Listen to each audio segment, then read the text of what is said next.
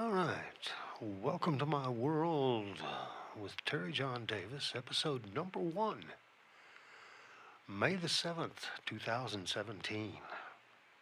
And here we go.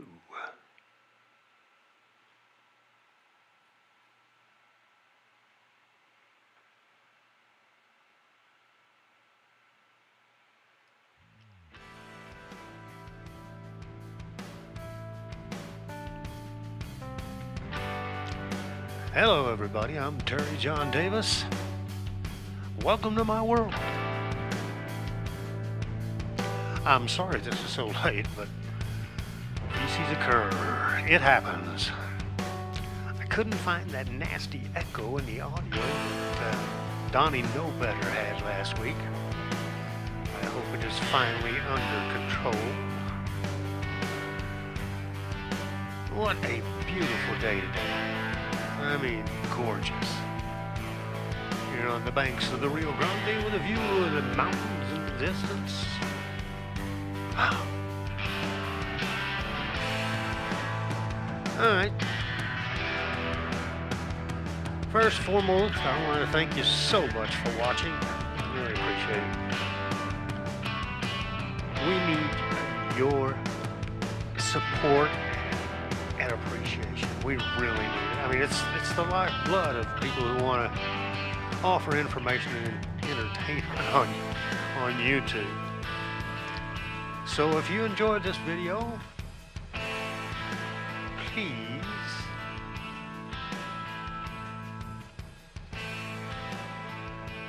hit the like button and also subscribe. And please, thank you, James Brown. Please leave questions and comments below. And let me know what you want to see, what you want to talk about. Anything to do with music or art or photography, video, performing, people in places in New Mexico, and anything else you might be interested in. We'll talk about it and or learn about it together. I'm really curious to see what's on your mind concerning music and the arts in general, especially here in New Mexico. It should be interesting, Anyway, one thing you might have on your mind, especially if you don't know me, is why am I doing this? Good question. I am a full-time caregiver for my wife, and she is a two-time cancer survivor, and we're hoping for success on this third series of treatments, making her a three-time cancer survivor. Keep her in your thoughts, if you would. So there's limited time for me away from home. We don't have any family close, and most of our friends are still working or have their own bear to cross, so to speak. And what that means is it's therapy to prevent cabin fever and keep me from going baby. Another reason is I gotta check my music down here, make sure I don't get myself in deep trouble. Oh, come on. Where are you going? There we go. Wow. Oh, there you are. Okay, so we got a long ways to go. Or not super long, but a ways. Stretch this down so ooh. There we go.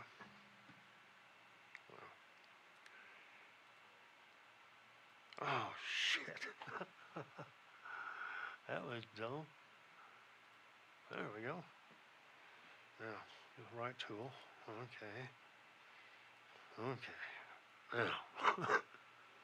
Sorry about that. No wonder I couldn't get rid of that echo last week. Okay, where was I? Oh, where was I? We were talking about New Mexico and why I'm doing this. And as I said, my wife's a cancer survivor, and it's therapy to keep me from going crazy. Okay.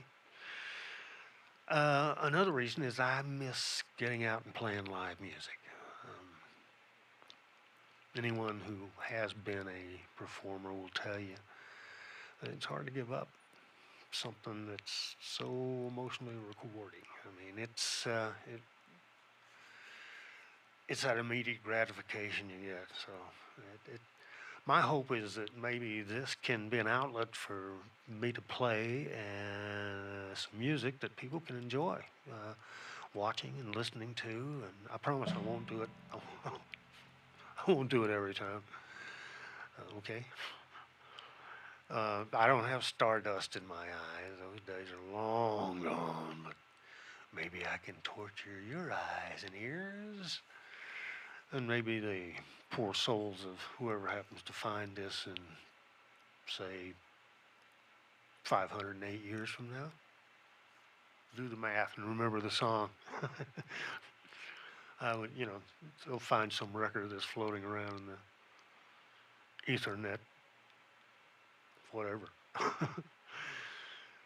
Anyway, and then there's the challenge of doing something new and out of the comfort zone, the old comfort zone, which this certainly is.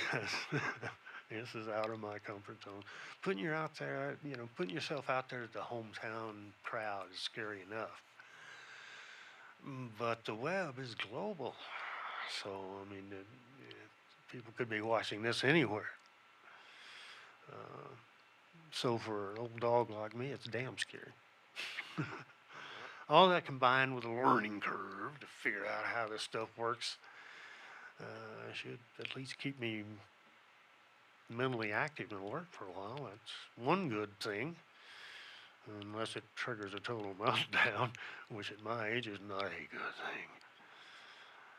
Anyway, I believe that knowledge breeds interest, and I believe that study leads to understanding, and that's what we're going to try to do. Most of all, I'm doing this because friends and family have asked and encouraged me to. And I really would like to give something back to those who haven't been there, who haven't worked in music or just starting out, or somebody who hasn't worked in television doesn't know what that's about. I mean, the idea's been banging around in my head for a couple of years now, and I've procrastinated long enough, I think. Mostly because I haven't been able to convince myself that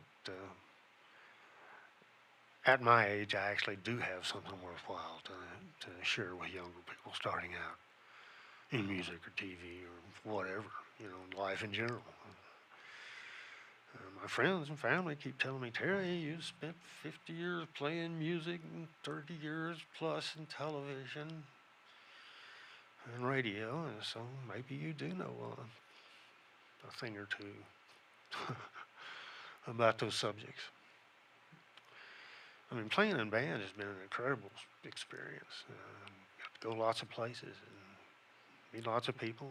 Doing television production, both live and recorded, has taught me a lot.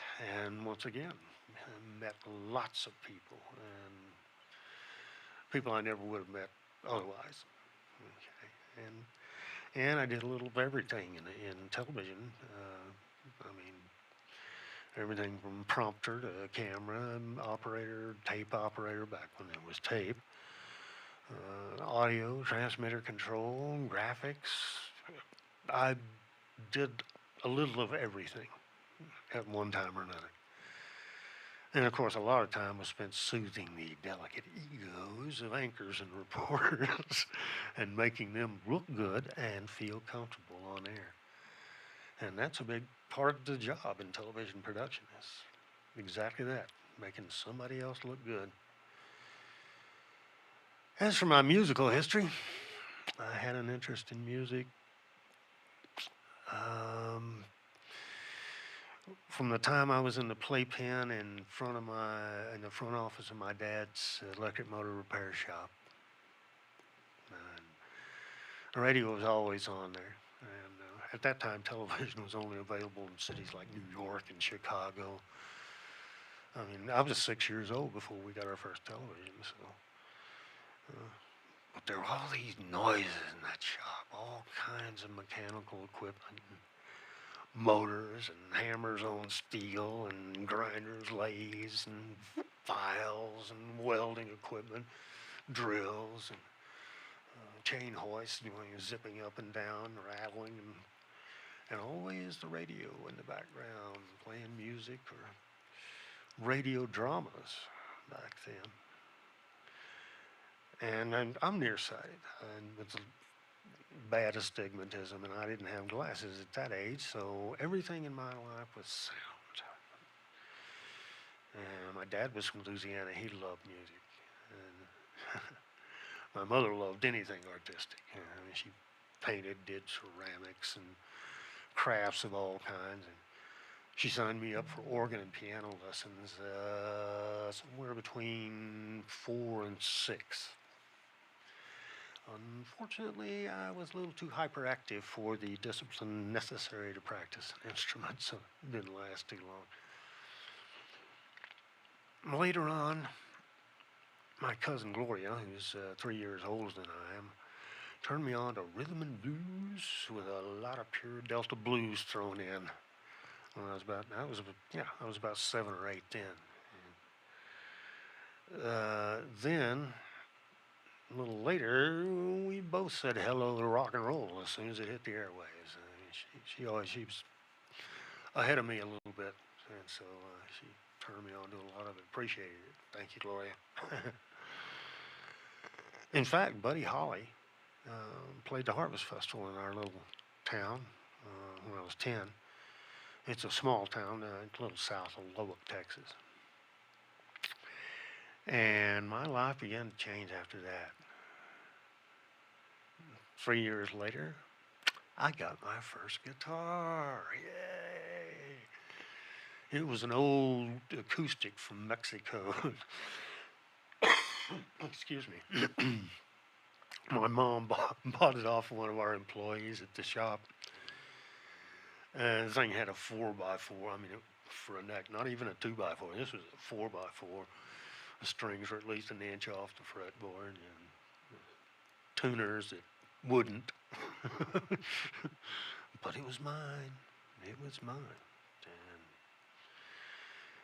I tried to play it without without much success. So it in fact it almost soured me.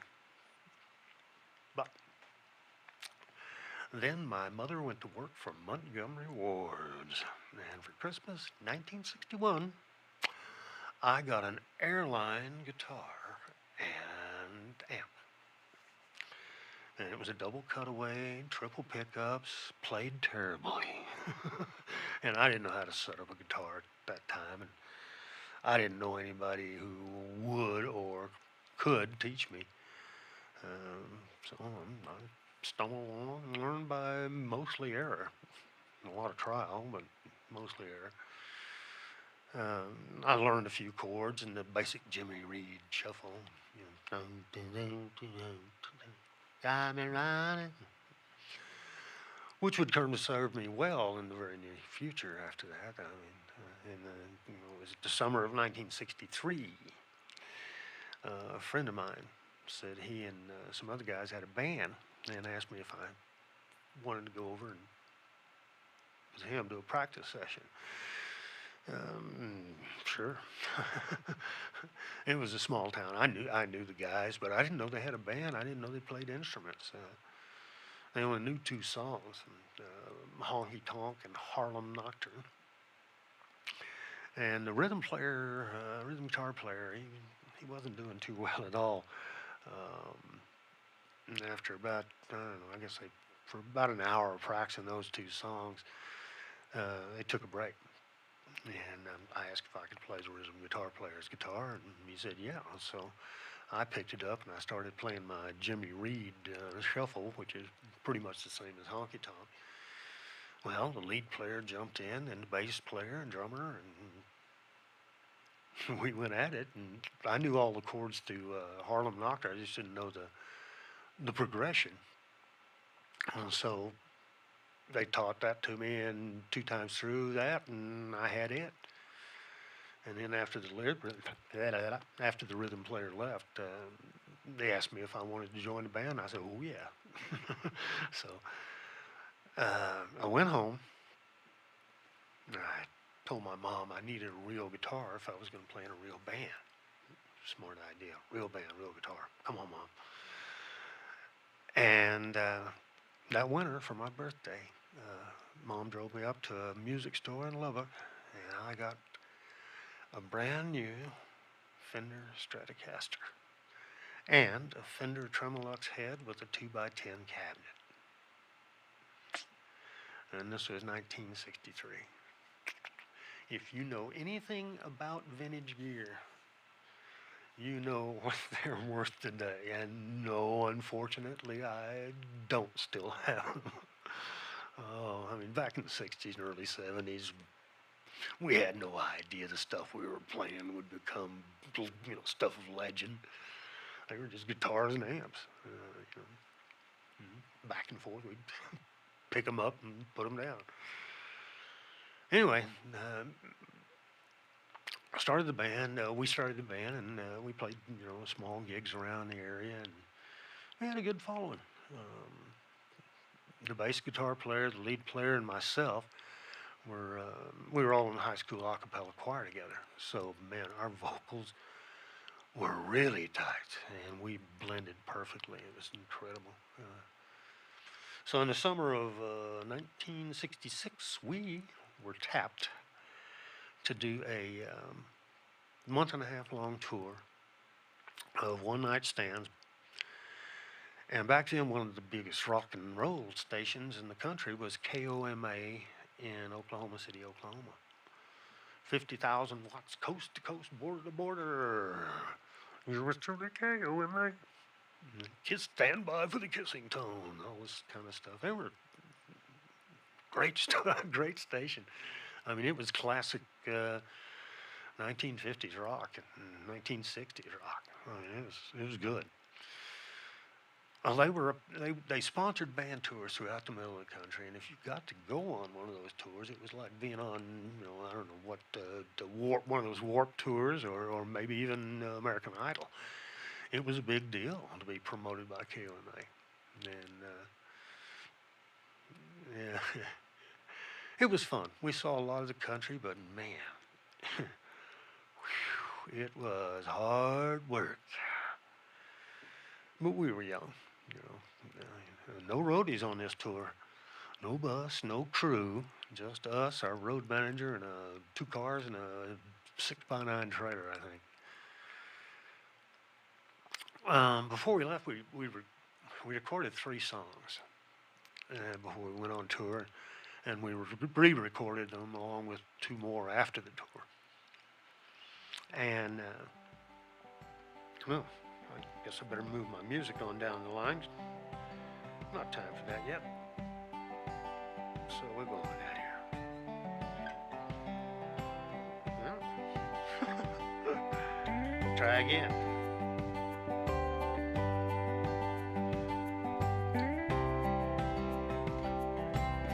Oh, shut up. Okay. Now, where were we? We re-recorded 2 more. So,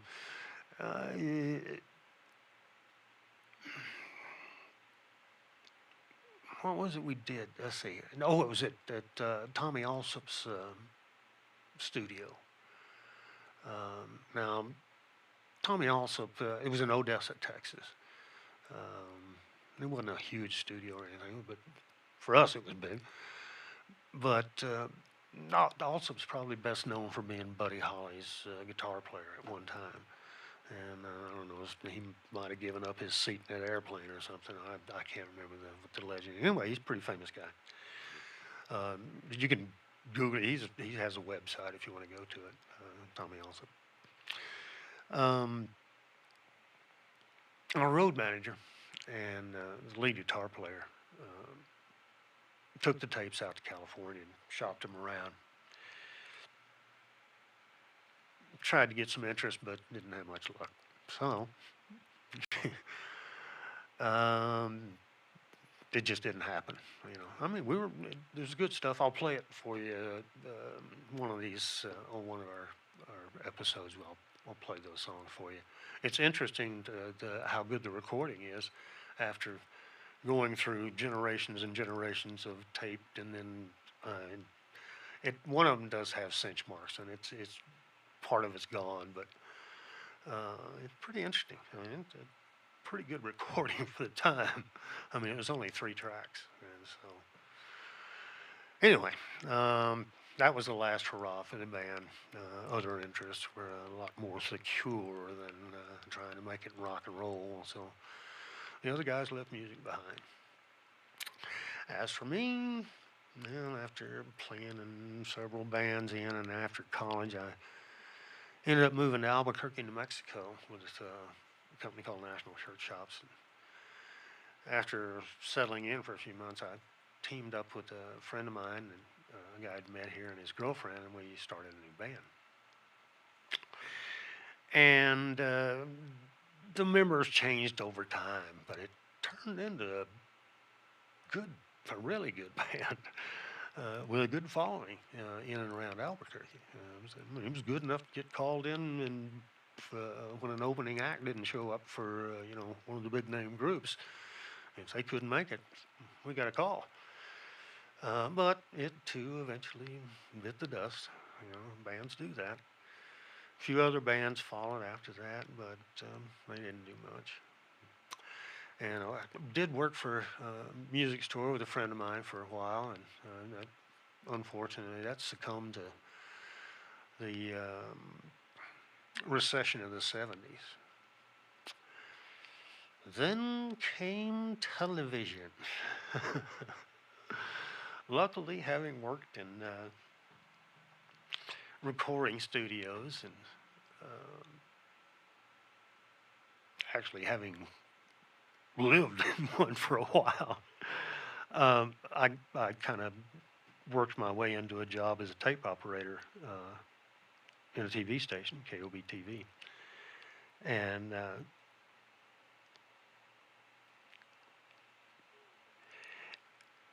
once I was able to get the job, and that was, what was that? It was the spring of 1977. I'm moving my music again, if you're wondering what's going on. Okay, let's see. Spring of '77. Yeah. I got a job at KOB TV as a tape operator, and I worked there until the fall of '79. At which time I moved back to Texas to buy out my family business from my brother in the electric motor repair business. Once the realization was made that things were not going to work out the way they were represented, my wife and I moved back to Albuquerque. Of course, that was 2.5 years. And I would say that it was 2.5 years wasted, but, I hung around with some old friends, and I did play in a country band there for 2.5 years, and that was that part was fun, seeing the people and stuff. But just didn't work out. Back in Albuquerque, and back to work for KOB.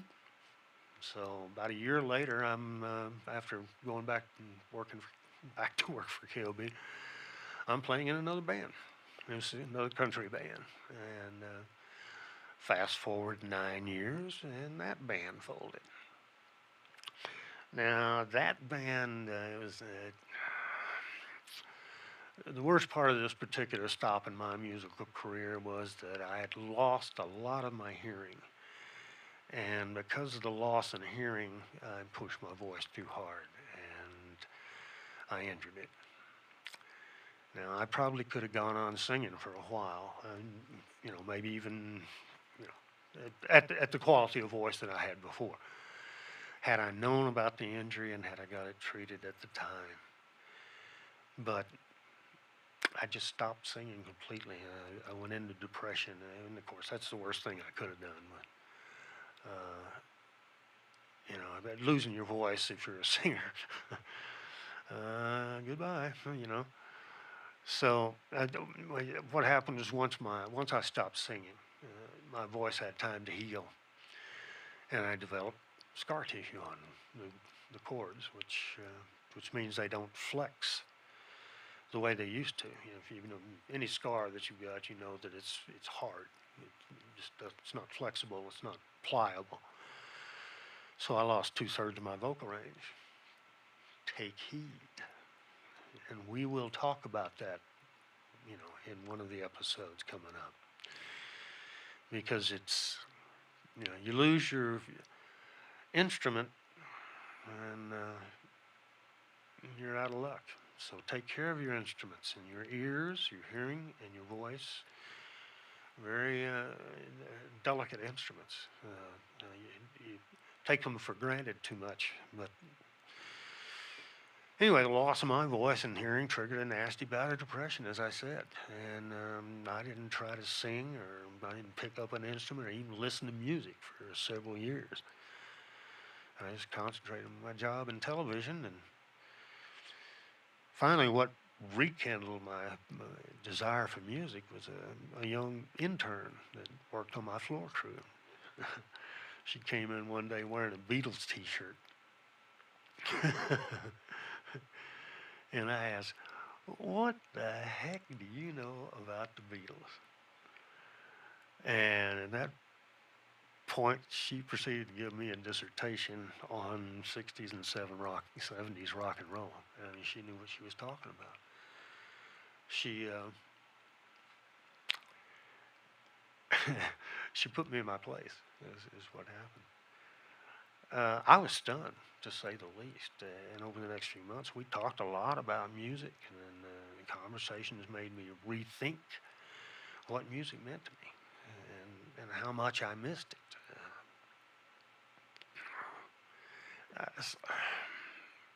So so I went home and I picked up the guitar, and I started practicing again, and in a much more serious manner. It's I'll never be what I was before. None of us ever are, but I've learned a lot. I actually have learned a lot more about playing guitar than I knew before.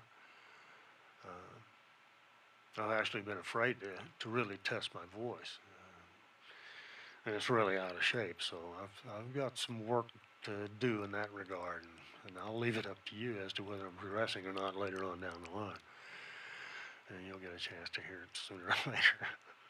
I hope.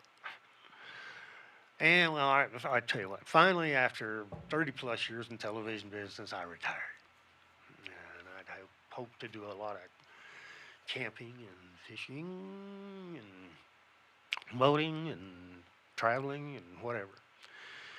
Sadly, my wife's cancer, which was in remission at the time, returned, and she had to have radical surgery to remove her voice box, and she was on the operating table for 18 hours. Scared the hell out of me. But I mean, it was radical surgery, and it was extremely traumatic to her. Side effects from the radiation and 2 rounds of chemo just made that worse. And that brings us to today. So that's pretty much where we are at this point. She's going, as I said, going through another round of, well, she just finished up a round of radiation, and we're waiting to see what the next PET scan is going to show. But we're keeping a positive outlook. We think things are going to go well. So, and that's the short version of my story. So now you know the why. And I hope you will help me to know the what. What do you want to get from this channel, and the how? How can I best serve you? How can I, what can I give you? What are your needs? How can I best serve your needs? And that's where the comments and the questions come in. So be sure to leave your questions and comments. All right, I'm going to move on out of here. Wow, maybe. Now we'll have to go down here and find the music and see See if we can get the music to come in and play decently. Where are you here? Okay, well, let's see. Oh, what am I reading there? It's somewhere about right there. Yeah, that's pretty good. Okay. All right, as I said, we're going to move on out of here. Next time we'll talk about songwriting, how to get started. As I said, I am not an expert in anything, but maybe I can help you, and by helping you, help myself, because the lesson lies in learning, and by teaching, I'll be taught. So, and I have picked up a few things over the past 70 years, so you can pick my brain for whatever's left in there, and we'll learn the rest together, okay? Yeah, I suppose that's just about it, so. Oh, yeah. Once again, please hit the like button and leave your questions, comments as what you like, what you don't like, what you would like to see on this YouTube channel, and please subscribe. Okay? We'll see you next week, okay? Until then, remember, today is the first day of the rest of your life. Make it a good one. Take care. Love one another. Bye-bye.